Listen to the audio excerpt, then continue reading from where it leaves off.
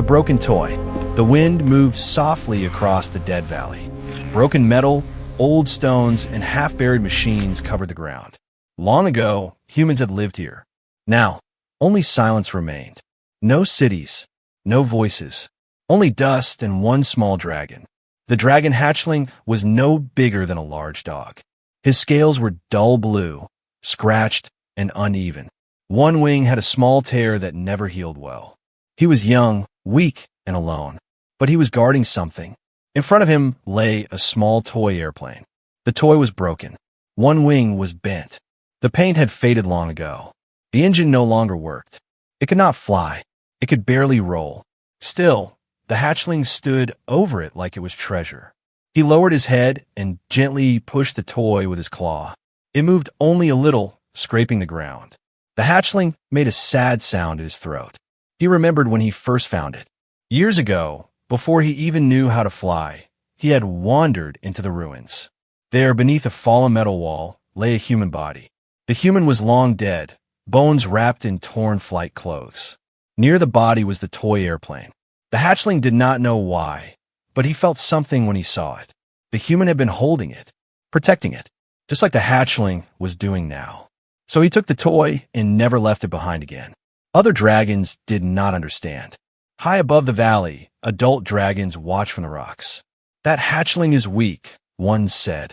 He guards trash, another laughed. Human things are useless, a third growled. The hatchling heard them, but he did not move. He only wrapped his tail closer around the toy. Suddenly, the wind changed. The hatchling lifted his head. A sound reached his ears, soft, careful footsteps. Not dragon steps, not machines. Human steps. The hatchling froze. Humans were rare now. Most dragons believed they were gone. Those who remained were hunted, feared, or ignored. The small dragon spread his wings and stood taller, placing himself directly in front of the toy airplane. From behind a broken wall, a human appeared. He was old, thin, and tired. His clothes were patched many times. A tool bag hung from his shoulder. His hair was gray, his face lined with years of survival. When he saw the dragon hatchling, he stopped. Slowly, very slowly, the human raised his empty hands. The hatchling growled, a small flame escaping his mouth. It was not strong fire. It was a warning. The human did not run. That was strange. Most humans ran. The human looked past the dragon and saw the toy airplane. His eyes widened. He whispered, "I know this." The hatchling did not understand the words, but he felt the change. The human was not afraid of the dragon. He was afraid of hurting something. The human knelt down. The elder dragons watching from above were shocked. "He is crazy," one said.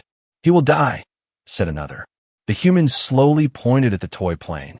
He tapped his chest and then pointed again, as if asking a question. The hatchling tightened his claws. This toy was his. The human waited. Seconds passed, then minutes. The valley held its breath. Finally, the hatchling took one slow step back, but kept his eyes locked on the human. The human did not smile. He did not touch the toy. He only nodded, showing respect. That was when a shadow passed over the valley. A distant hum filled the air. The hatchling looked up. Old war machines were waking. Something had noticed movement in the ruins. The human's face changed. He stood quickly and looked to the sky. The hatchling stepped forward again, spreading his wings wide over the toy airplane. He would protect it, no matter what. High above, the elder dragons stopped laughing. For the first time, they felt something strange. Concern, because the smallest dragon was standing between danger and a human thing that should not matter at all, and yet somehow did. The human who did not run. The sky growled. Not thunder. Not dragons. Machines. The sound came again, deep, sharp, and wrong. Old war engines were waking up after many years of sleep. Their red lights blinked in the clouds above the valley. The dragon hatchling felt fear crawl under his scales. He had never fought real enemies before. Still, he did not move. He stood over the broken toy airplane, wings open, tail tight around the ground. His small body shook, but his eyes burned with stubborn fire. The human looked at the sky, then at the dragon. He understood. Slowly, he stepped forward. The hatchling roared. Flames burst from his mouth, wild and weak, hitting the ground in front of the human. It was not a real attack. It was a warning. "Stay back," the human whispered. But he did not step away. Instead, he did something no dragon expected. He sat down, right there in the open valley. The elder dragons watching from the cliffs gasped. "Is he mad?" "He chooses death," one hissed. The human removed his tool bag and placed it on the ground. He pushed it forward, away from his body. No weapons, no shields, only tools. The hatchling tilted his head. Why would a human bring tools to a dragon fight? The war machines moved closer. Black shapes slid through the clouds like metal beasts. Red lights scanned the ruins below. The human spoke again, calm but urgent. "They see heat, movement, energy." The dragon hatchling did not understand the words, but he understood the tone. Danger. The human pointed at the toy airplane, then at the dragon's wings, then at his own eyes. He was not asking to take it. He was asking to fix it. The hatchling's claws dug into the dirt. This human could be lying. Humans were known for tricks. That is what the elder dragons always said. Above, one dragon growled, "Kill him now. End this." The hatchling did not listen.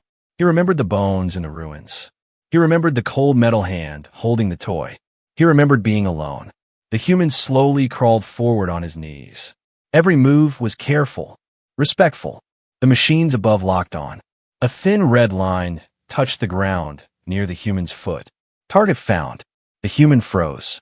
The hatchling reacted without thinking. He jumped. He slammed his body between the red light and the human.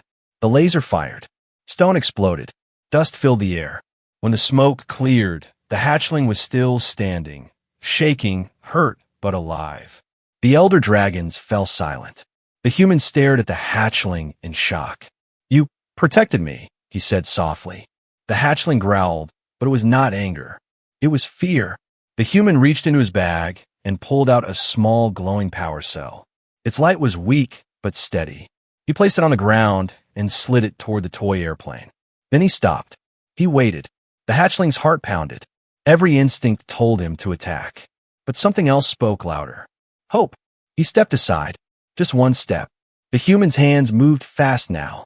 He straightened the broken wing. He cleaned old wires. He connected the power cell. The toy airplane shook. A small light blinked on.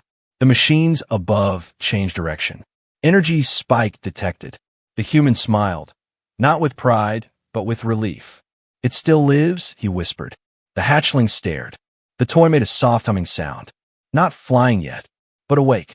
The war machines turned toward the valley. Weapons charged. The human looked at the dragon hatchling. "We don't have much time," he said. The hatchling spread his wings. Above them, the elder dragons felt something they had not felt in centuries. Fear and curiosity, because a human had not run, and a dragon had trusted him. And the sky was about to decide if that trust was a mistake. Wings reborn. The toy airplane shook harder. Its small engine made a rough sound, like it was waking from a long sleep. Dust lifted from the ground. The light on its body blinked again and stayed on. The dragon hatchling froze. He had never seen the toy move like this before. His heart beat fast. His wings twitched without control. The human did not celebrate. He did not smile loudly. He worked faster. "The power cell won't last long," he whispered, even though no one asked him anything. Above them, the war machines circled lower. Red lights scanned the valley again and again. The air felt heavy, like the sky itself was watching. The elder dragons shifted on the cliffs. "This is madness," one said. "A human cannot fix what dragons could not," another growled. The hatchling did not hear them. His eyes were locked on the toy airplane. The human lifted it carefully and placed it on a flat stone. He adjusted the bent wing again, then stepped back. The humming grew louder. The toy rolled forward, then stopped. The hatchling let out a low, sad sound. The human closed his eyes for one moment. Then he looked at the dragon. "Try," he said softly. The hatchling tilted his head. The human pointed at the toy, then at the open space of the valley. The dragon hatchling hesitated. Slowly, he walked forward and nudged the toy with his nose. The engine screamed. The toy airplane jumped into the air. Not high, not smooth, but flying. The hatchling's eyes went wide. The toy circled once, twice, then dipped. Without thinking, the hatchling ran. He ran faster than he ever had before. His wings spread wide, catching the wind by instinct. He jumped. For one terrible second, he fell. Then the air lifted him. The elder dragons gasped. The hatchling flew, badly, wildly, almost crashing, but he was flying.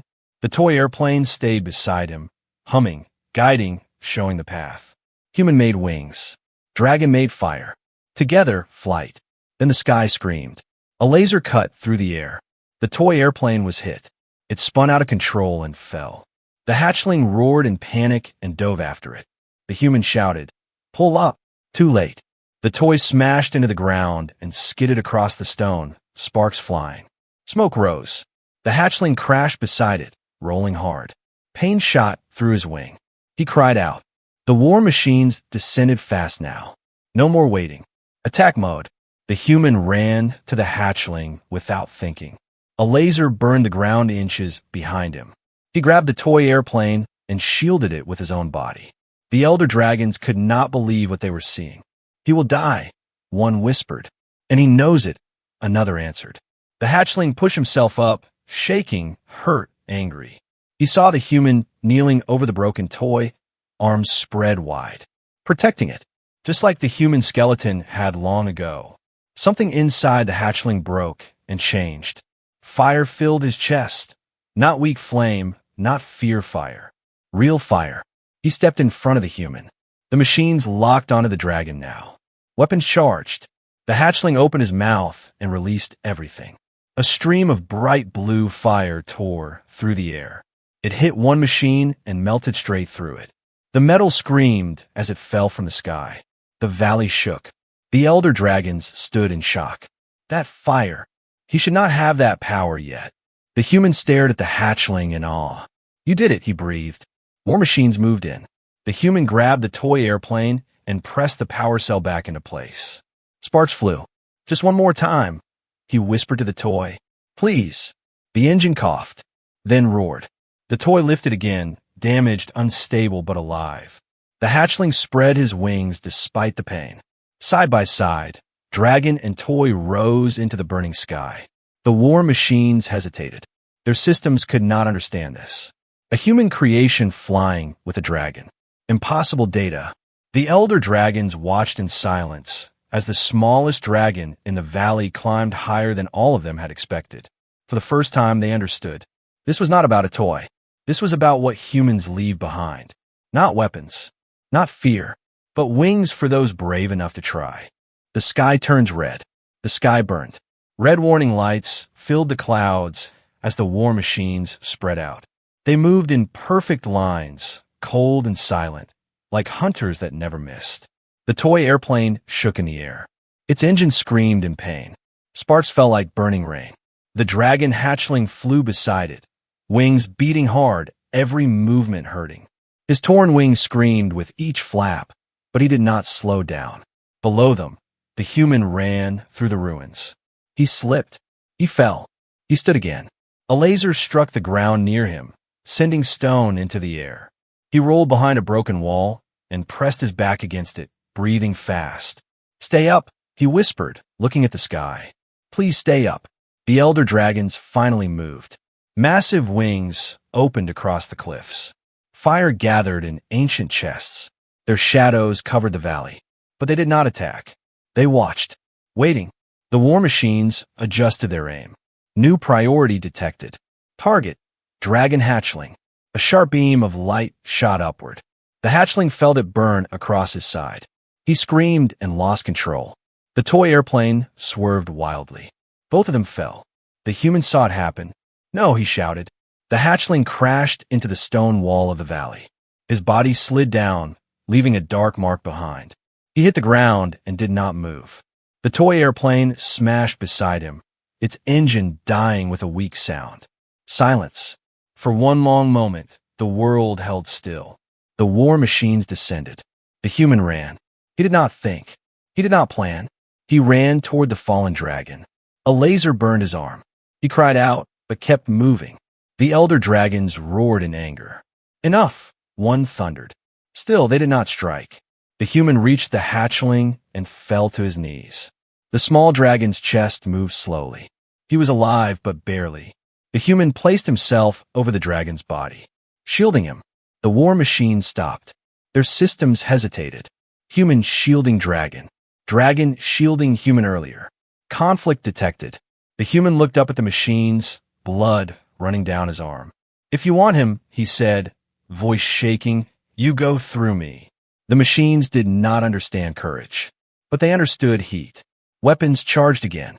Above, the elder dragons felt something twist inside them. This human was weak, fragile, short-lived, and yet he stood. The smallest dragon's claw twitched. Then his eye opened. Blue fire burned inside it. The hatchling remembered everything. The bones in the ruins. The broken toy. The human who did not run. The sky that tried to kill them. He pushed himself up slowly, forcing the human aside. The human shouted, "Don't, your wing." The hatchling ignored the pain. He stood. The war machines locked on. Weapons fired. The hatchling opened his mouth. What came out was not flame. It was a roar so loud it shook the valley. The sound hit the machines like a wave. Their sensors shattered. Their lights flickered. The elder dragons froze. "That roar," one whispered. "That is not learned. That is chosen." Fire followed the sound. Bright blue fire, hotter than any dragon flame, burst from the hatchling's chest. It wrapped around the machines, melting metal like wax. One by one, they fell. The sky turned red with burning wreckage. The human stared, unable to move. The hatchling collapsed. The fire faded. Silence returned. The elder dragons landed around them, the ground shaking under their weight. They looked at the hatchling, then at the human. None of them spoke. Finally, the oldest dragon lowered his massive head. "This human," he said slowly, "did what we did not." The human looked up, afraid. He stood. The dragon continued. When flying was impossible, when death was certain, the dragon turned his eyes to the broken toy airplane. And because of that, the hatchling learned to rise. The toy airplane lay silent, broken beyond repair. The human picked it up gently. "I'm sorry," he whispered. The hatchling opened his eyes again and made a weak sound. The human smiled through tears. "It's okay," he said. "You flew." Above them, the smoke cleared, and the elder dragons understood something that would change their kind forever. Humans did not need claws.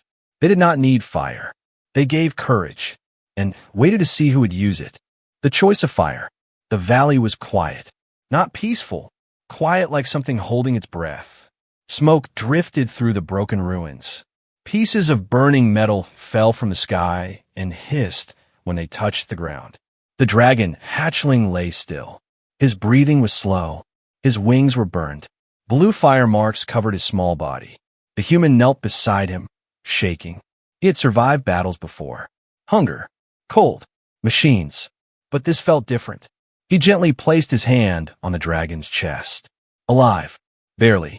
The elder dragons stood in a wide circle around them. Their eyes glowed with ancient fire. Their wings folded like mountains at rest.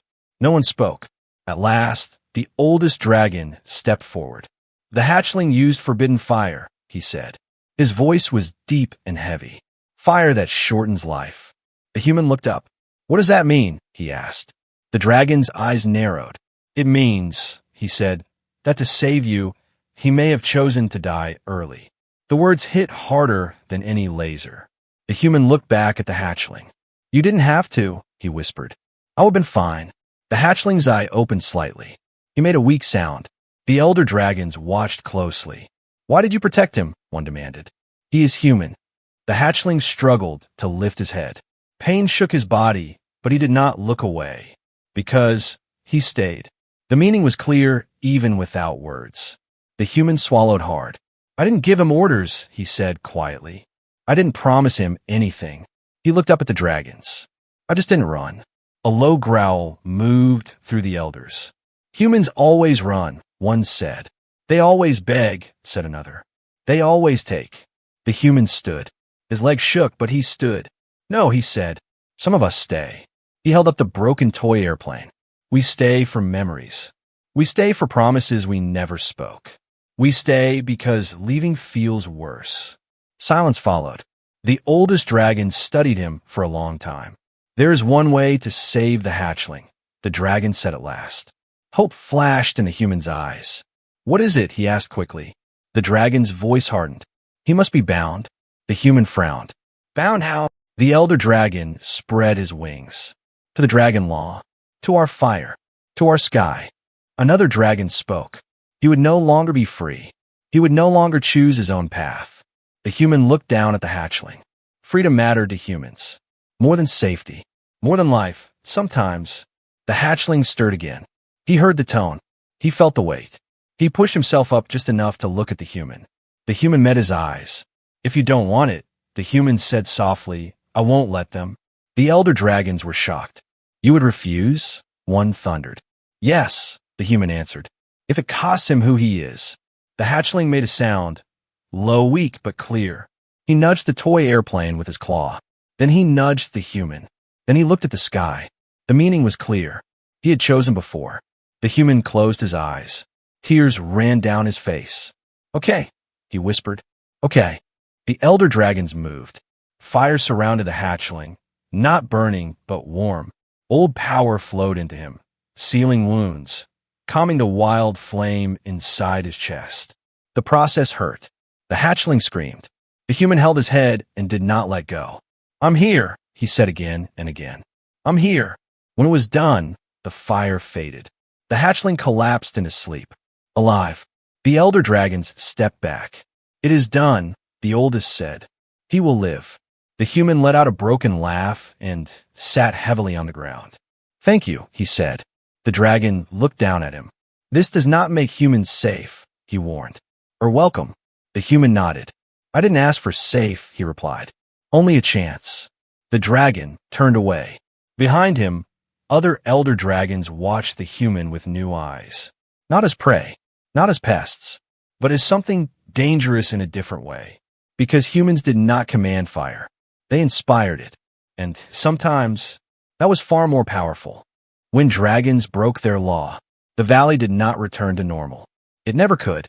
The war machines were gone, but their shadows remained. Burn marks crossed the stone like scars that would never fade. The dragon hatchling slept in the center of the ruins. Firelight moved slowly under his scales, calm now, controlled. The binding had saved his life, but it had also changed him. The human sat nearby, awake. He did not sleep. Every sound made him turn. Every wing beat made his hand move toward the toy airplane resting beside him. It was broken beyond repair now, but he kept it close. Above them, the elder dragons argued. Their voices rolled across the cliffs like distant thunder. "This has gone too far," one roared. A hatchling bound by choice, another snapped. "A human allowed to witness our fire?" A third growled. The oldest dragon listened in silence. At last he spoke. "The law exists to protect us," he said, "not to blind us." That stopped the others. "Humans are weak," one argued. And yet, the oldest replied. One stood when warriors hid. The elders fell quiet. They remembered the moment clearly. The human, bleeding, unarmed, standing between death and a hatchling. Not by command, not by instinct, by choice. At sunrise, the hatchling woke. He felt stronger, lighter. His torn wing had healed, marked with glowing lines like living fire. He looked around in fear. The human was there, still there. The hatchling relaxed and made a small happy sound. The human smiled, tired but real. "You scared me," he said softly. The ground shook. All elder dragons landed together. The air filled with pressure. Firelight danced between massive scales. The human stood. He did not bow. He did not raise his hands. He simply stood. The oldest dragon stepped forward. "Human," he said, "your presence has broken ancient law." The human nodded. "I know. Dragons who break law are punished." The dragon continued. The human swallowed. "If that's the price," he said, "then take it." A ripple of surprise moved through the elders.